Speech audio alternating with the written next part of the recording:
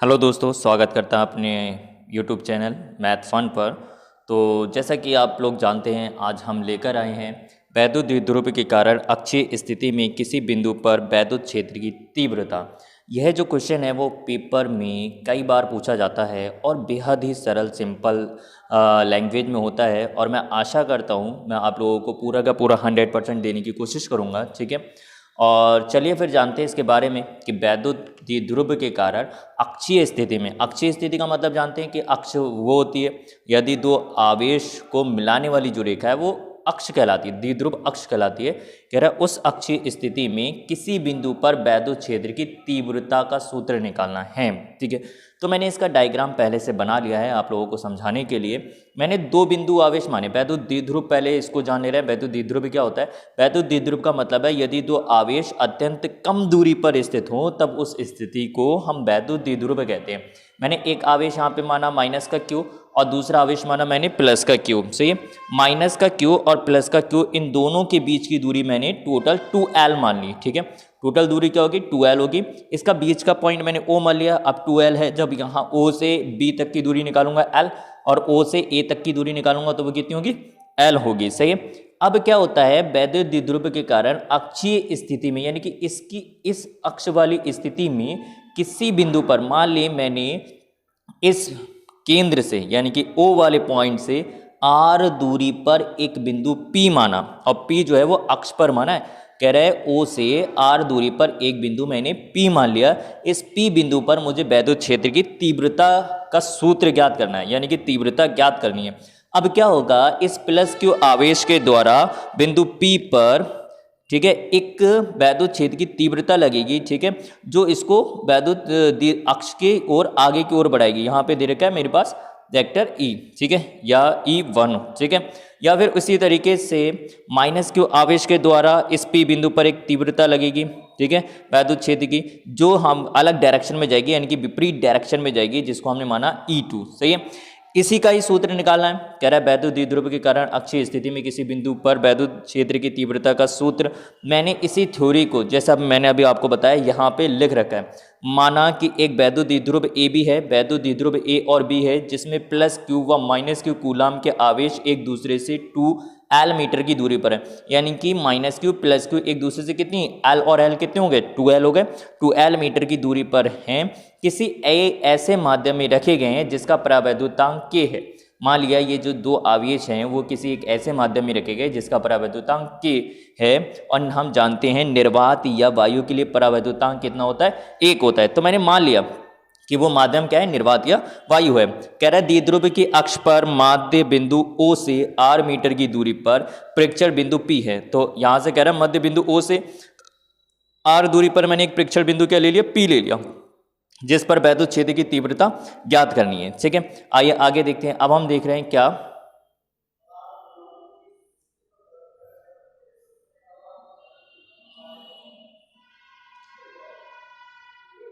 Plus Q आवेश से बिंदु P की दूरी हम निकाल ले रहे हैं। प्लस क्यू आवेश से बिंदु P की दूरी, यानी कि प्लस क्यू आवेश से बिंदु P की दूरी क्या होगी? अब ये प्लस क्यू आवेश से टोटल दूरी तो मेरे पास R है, ध्यान रहेगा, टोटल दूरी R है, और यहां से लेके यहां तक की दूरी L है। तो R में से L में निकाल दूं तो Q यानी कि A और P के बीच की दूरी आ जाएगी। तो A टोटल R में से मैं क्या निकाल दूं? L निकाल दूं, तो इतने मीटर मेरे पास दूरी आ जाएगी। इसी प्रकार माइनस क्यू आवेश से बिंदु P की दूरी निकाल ले रहे हैं। तो बिंदु P की दूरी क्या हो जाएगी? बिंदु P की दूरी यहाँ से लेके यहाँ तक की हो जाएगी। मान लीजिए बिंदु P की दूरी निकालना है माइनस क्यू आवेश से, तो यहाँ से O तक क्या है मेरे पास? R, और यहाँ से लेके यहाँ तक क्या है? L। तो ये कितनी हो जाएगी? R प्लस L मीटर हो जाएगी, ठीक है। दोनों चीज़ें समझ में आई। अगर हम O से P की दूरी निकालेंगे, ठीक है, तो R है, और A से अगर प्लस क्यू आवेश से P की दूरी निकालेंगे तो R में से L माइनस हो गया, और Q से P की दूरी निकालेंगे तो R प्लस L आ गया, ठीक है। इस प्रकार चलिए आगे देखते हैं। इस प्रकार प्लस क्यू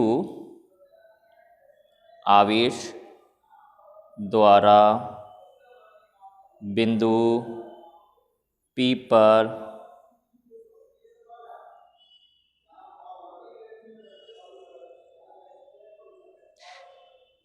इस प्रकार प्लस क्यू आवेश द्वारा बिंदु P पर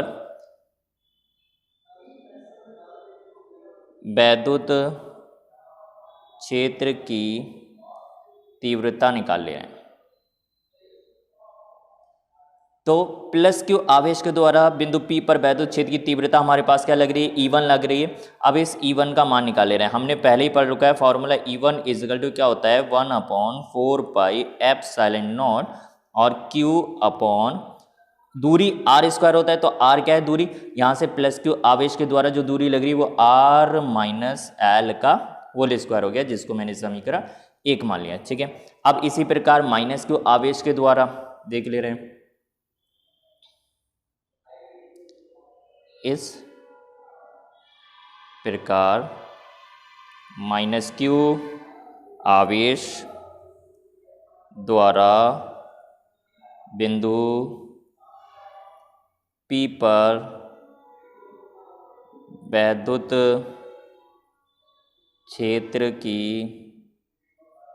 तीव्रता, तो वैद्युत क्षेत्र की तीव्रता क्या है यहाँ पे हमने दे रखा है। ठीक है, माइनस क्यू आवेश के द्वारा बिंदु P पर वैद्युत क्षेत्र की तीव्रता E2 है। अब इस E2 का मान हम निकाले रहे हैं यहाँ पे। तो E2 is equal to 1/4 epsilon naught Q upon दूरी क्या दे रखी है माइनस क्यू आवेश से बिंदु P की दूरी r प्लस एल का होल स्क्वायर, जिसको मैंने मान लिया समीकरण 2।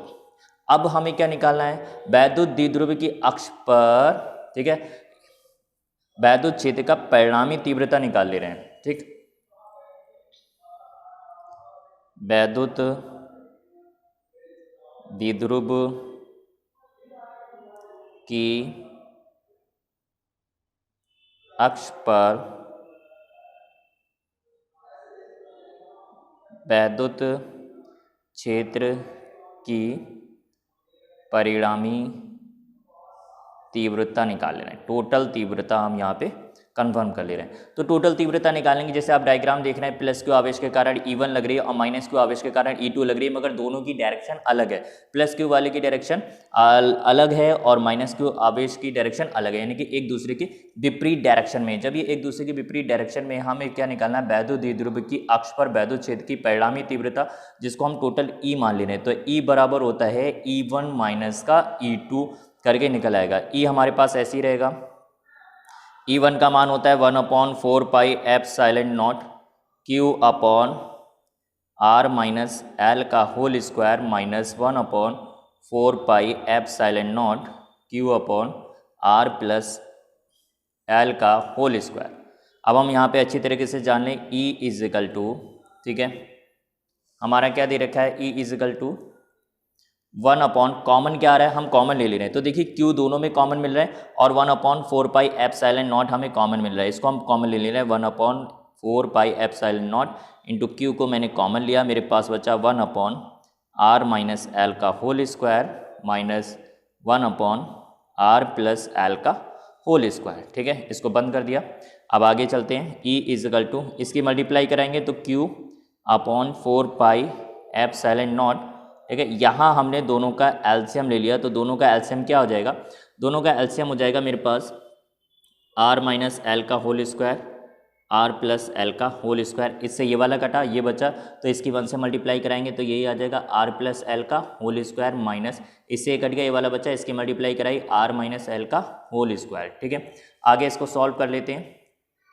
तो E is equal to Q upon 4 epsilon naught, यहाँ पे इसका होल स्क्वायर खोल दे रहे हैं, तो a square plus B square plus का 2ab माइनस इसका होल स्क्वायर खोलेंगे तो a square plus B square होता, मगर आगे अंदर माइनस से मल्टीप्लाई करनी है तो माइनस का एल स्क्वायर, फिर माइनस होता, मगर ये माइनस से मल्टीप्लाई कर देते नहीं, माइनस माइनस प्लस का 2r और एल होता है, और नीचे क्या हो जाएगा हमारे पास, ये होल स्क्वायर बन जाएगा a माइनस बी और a प्लस बी। ठीक है, तो हमारा होल स्क्वायर बना r square minus L square का क्या हो जाएगा, होल स्क्वायर हो जाएगा। ठीक है, यहाँ पे देखिए कोई चीज़ कट रही है तो आर स्क्वायर से आर स्क्वायर कटा, एल स्क्वायर से एल स्क्वायर कटा। अब हमारे पास क्या बचा, E is equal to Q upon 4 pi epsilon not.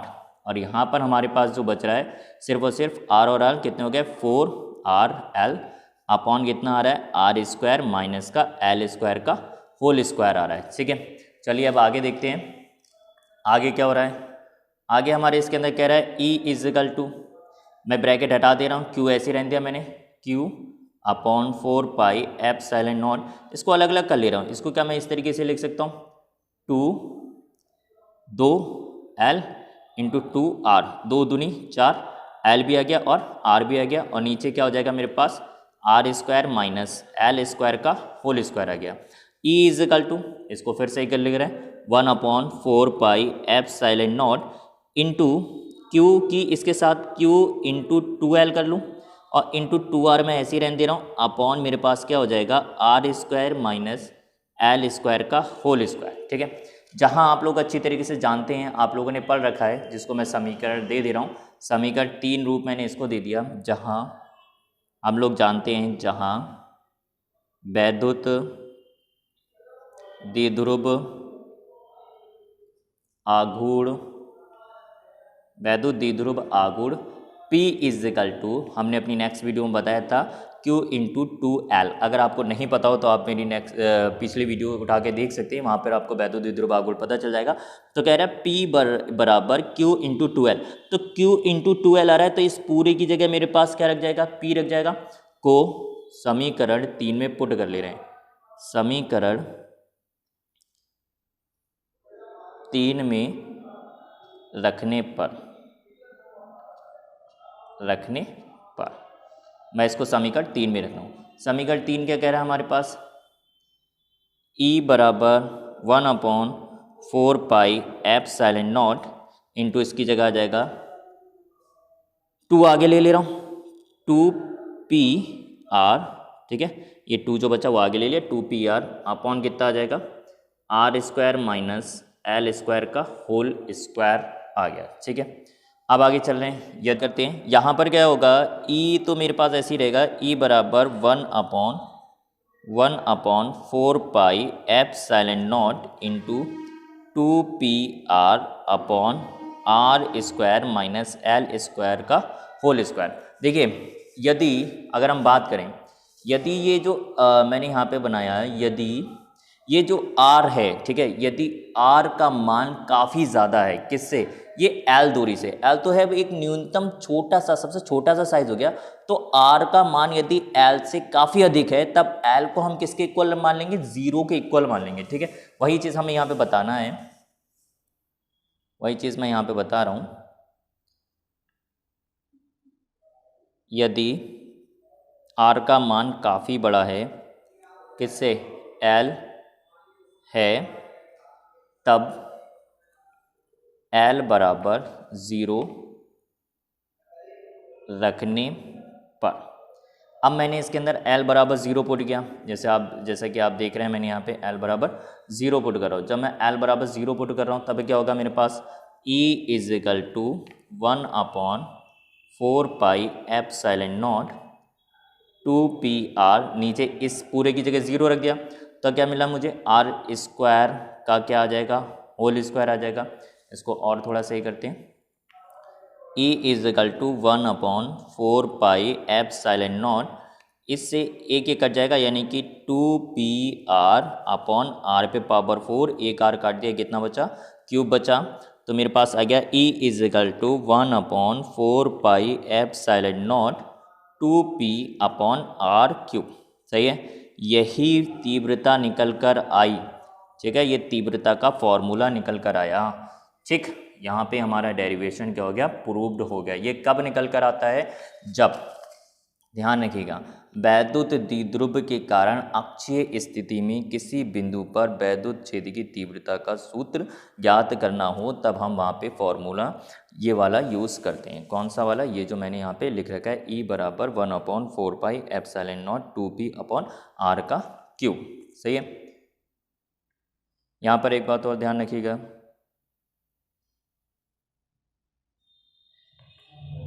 वैद्युत क्षेत्र ई की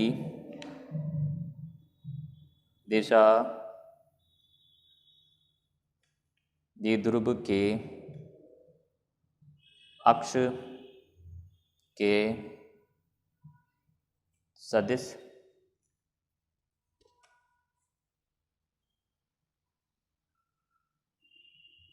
ऋणावेश से धनावेश की ओर होती है। ठीक है, आशा करता हूँ ये चीज़ आपको समझ में आई हो। बहुत ही प्यारा डेरिवेशन था, बहुत सिंपल डेरिवेशन था। अगर आप लोगों को कहीं भी डाउट हो तो आप मुझसे कमेंट बॉक्स में कमेंट करके पूछ सकते हैं। ठीक है, मिलते हैं अपनी नेक्स्ट वीडियो में इसी के साथ। धन्यवाद।